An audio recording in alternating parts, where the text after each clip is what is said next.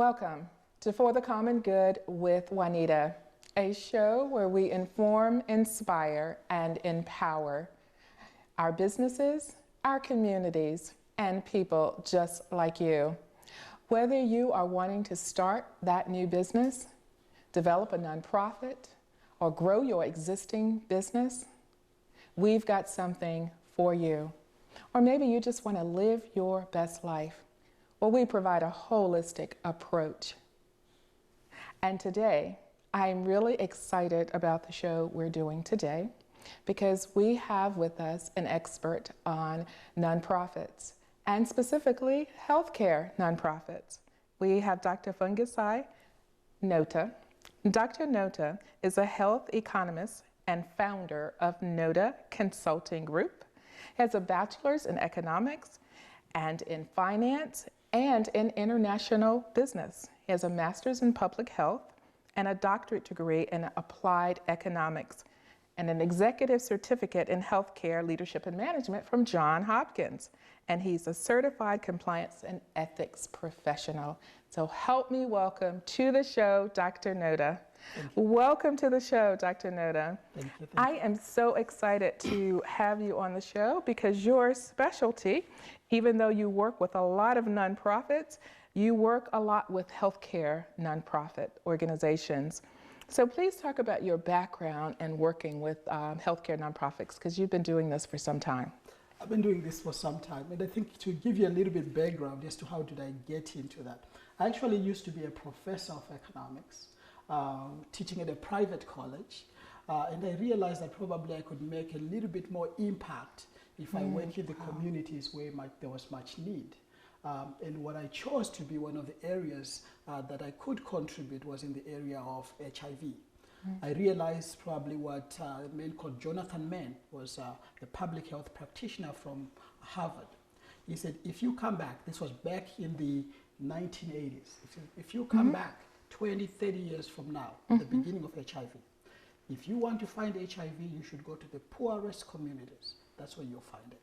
So I quit my job as a professor.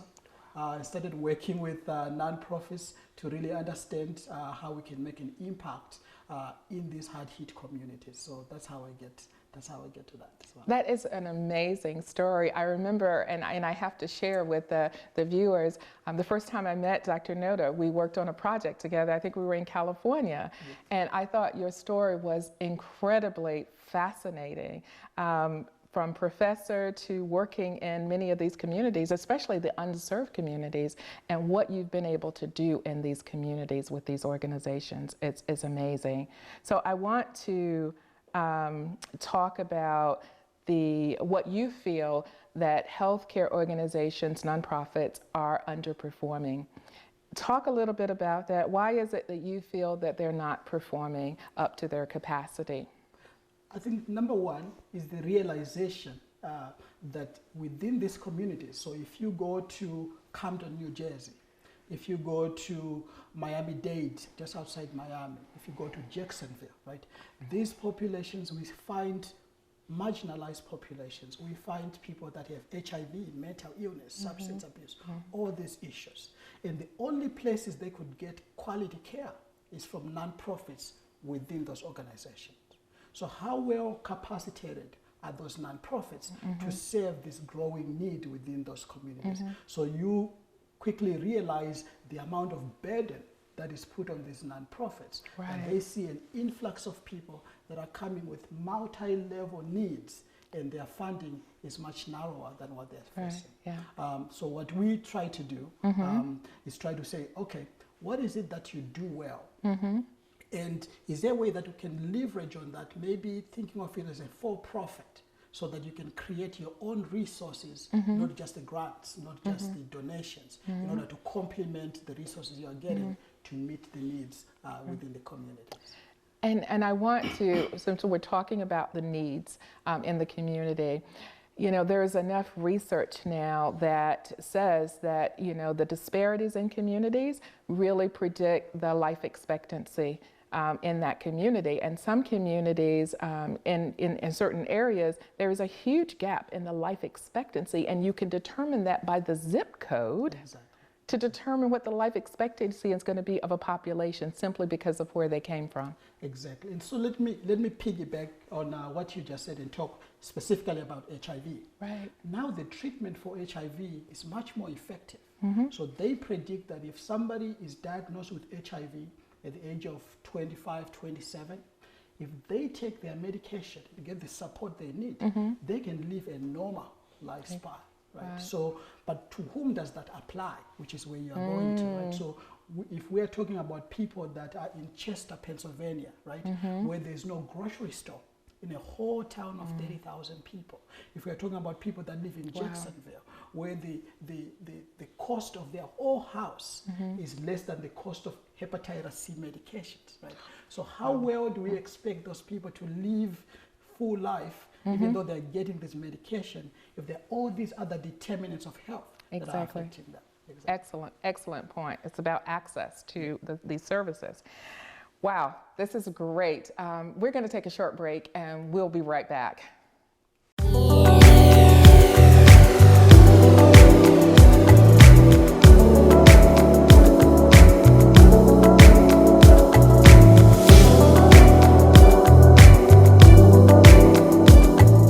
Welcome back to For the Common Good with Juanita, and today we're talking to Dr. Nota. We're talking about healthcare nonprofits, and he has a wealth of information and working and experience working with healthcare nonprofits in particular. And so I wanted to ask you, Dr. Nota, because you say that nonprofits need to have the same mindset as for-profits. And many people would listen to that and they would be shocked to hear that. But tell us why you say that. So again, we have to dispel the conception that non-profit means no profit, right? The only difference, in my view, between a non-profit and a for-profit is what do you do when you get the profit, right? If you're a for-profit, you give that back to your investors. If you're a non-profit, you put back into your mission. So that's number one. And number two, the idea that passion alone, right? I think most people think if you want to work in nonprofits, you should have the passion, which is very good. We should have the passion. But if you're so passionate about helping your community, about making this impact, why then do you wait for somebody else to come and say, okay, I'll fund you in order to do the services that you want to do? So when I say they need to start thinking like for-profit, I'm thinking, how do you create sustainability for your nonprofit? How do you maintain your mission? You need to blend that with a level of fiscal shrewdness that is almost the mindset of a for-profit in order for you to be sustainable. Yeah. So what you're saying is the concern, because there will be concern when you say this, that they will compromise their mission statement, if they have this for-profit mentality, because it's all about money. And you said that's absolutely not true. Quite the contrary. Quite the contrary, because if you look, right, most nonprofits, especially in these hard-hit communities, either they're operating at way much smaller capacity than they can because they don't have the resources, or some of them are actually shutting down. So we have a place where we have the needs for the community are increasing, right? But the supply of them from the nonprofit side is decreasing. So unless we change that mindset, that nonprofit means we just have to wait for somebody else to give us the resources, I think it's not, you cannot blend the two, right? To say you can only be nonprofit driven and not make money. To the contrary, I think you can help people and be able to get those resources in the marketplace the same way to sustain your mission. But you've seen nonprofits, especially healthcare nonprofits, have to change because of the evolving landscape. So now they're forced to think a little bit different, because otherwise they just can't stay in business. And so I know we don't exactly know the future of healthcare, but we know it's challenging. And so the more they're able to think like that, the better chance they'll have to be of being sustainable. Exactly, because I think, as you mentioned, I always say what is funded depends on what whoever is in power thinks is a priority, right? So 20, 30 years ago, HIV was the main thing. Everybody was funding HIV. So those nonprofits that were providing services to people living with HIV, they were getting some resources. Now it's probably shifting to substance abuse. But guess what? The people that are living with HIV, they're living longer because of the medication. And the needs they have are getting much more complex. But nobody's looking at that anymore as a priority to fund. So the non-profits have to come up with different ways to be sustainable than to be dependent on grants every time. And also with just looking at you know, the value instead of looking at fee for service. You know, it's basically looking at healthcare more holistically, the outcomes and the results of you know, the money that you're getting and the results of what you're getting for that money and how patients are faring better. We're seeing a lot more of that as well, right? Definitely, and we're actually seeing non-profits creating these synergies and partnerships with for-profit. You know? One of my favorite economists, his name was Scott Fuwila. He was realizing that, look, now what is happening, before there used to be a whole flood of donors, right? People that get old, when they're over time in their lifetime, they'll be saving money. When they get really old, they say, oh, I still have $1 million. Now I can donate the $1 million to the nonprofit. Right. Now it's changing. The new young people now that are growing up, they're not waiting until they're old to give back to the nonprofit. They're looking for investment opportunities where they can make money and make an impact at the same time. So nonprofits need to realize that, right? Is it a group of small investors that want to get into housing?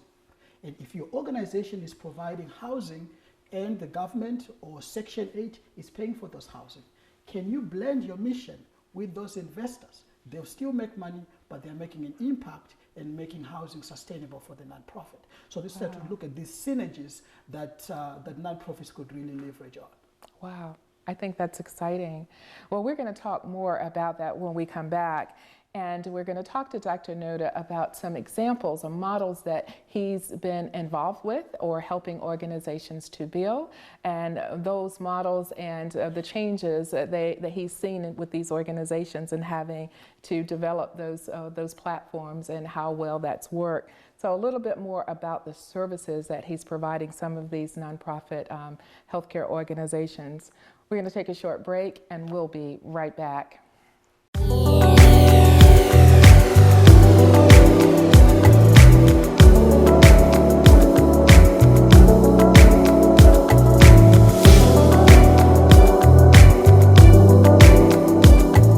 Welcome back to For the Common Good with Juanita, and I'm talking today to Dr. Nota, and he's been talking about healthcare nonprofit organizations. So Dr. Nota, you've worked a lot with healthcare nonprofit organizations. So I want you to talk a little bit about the models and what you've been able to do, some of the services you've been able to provide these organizations that have truly been beneficial, that has really helped these organizations increase their sustainability, stay in business, in other words. Thank you. So I think what our organization does is really try to help these organizations create other sources of revenue that are not dependent on grants or donations. So how we do that is we work with them almost on a pyramid to say, look, there are some services that you provide that are really good for your mission, but they cannot help you be sustainable. Those are important. We need to keep them. But there are some services that are linked to your mission that could have very little mission impact, but could really help you be sustainable. So you need to look into expanding into services like that. There are some services that high mission impact, but also high sustainable. They can also bring sustainability. So having a mix, a healthy mix of services that could keep your mission, but also others that are related to your mission, but could also help you be sustainable. And I can give you some examples if you I think we need to do that, because you have to really know what it's costing you to provide certain services, right? Because that's going to be part of the evaluation. So I want you to talk more about the mission-oriented services and the impact, the return on investment, so to speak. So let me give you an example. So there's one service in particular, let's say if we talk about organizations that do testing and linkage for HIV and keeping those people in care. Right? So most of these nonprofits have got really, really good at working with people in the community linking them to care and making sure that they stay in care. Huge public health benefit. But by itself, from a nonprofit side, it doesn't bring additional resources. It doesn't make them much more sustainable. They have to depend on outside money, right, in order to do that. So one of the things that we've been able to do is to take that and really look at their metrics. How have they been able to keep people in care and all this?